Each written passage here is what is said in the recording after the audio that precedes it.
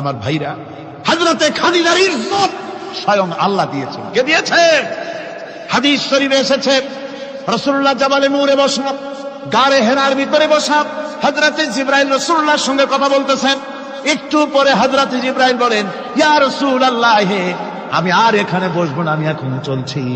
আমি দেখতে পাচ্ছি খাদিজা আসতেছে আপনার জন্য খাবার নিয়ে। খাদিজা যখন আপনার কাছে পৌঁছে যাবে, আপনি খাদিজাকে শোনায় দিবেন আল্লাহ রাব্বুল আলামিন খাদিজাকে সালাম জানাইছে। সুবহানাল্লাহ। রাসূলুল্লাহর কাছে হযরতে খাদিজা যখন আসলেন, হুজুর বললেন, খাদিজা, আজকে তোমার জন্য দারুণ সুখবর। বলে কি? বলে আল্লাহ পাক জিবরাইল কেমন উঠে গেল আমার কাছ থেকে। জিবরাইল বলে গেল, আল্লাহ তোমাকে সালাম বলেছে। হযরত খাদিজা কেঁদে ফেললেন, বললেন, ইয়া রাসূলুল্লাহ, আমার নারী জন্ম সার্থক, আল্লাহ আমাকে সালাম বলেছে। এর জবাব কেমনে দিতে হয় হুজুর আমি তো জানি না, আপনি আমার পক্ষ থেকে আল্লাহর সালাম কিভাবে দেওয়া লাগে আপনি দিয়ে দিন, আমি তো বুঝি না কেমনে আল্লাহর সালামের জবাব দেব। হুজুর বললেন, খাদিজা, শুধু আল্লাহ নয়, জিবরাইলও তোমাকে সালাম বলে গেছে। হযরতে খাদিজা বললেন, হযরত জিবরাইলকে আমার সালামের জবাবটা ওয়ালাইকুম আসসালাম বলে দিন। হযরত খাদিজার এই মর্যাদা ছিল।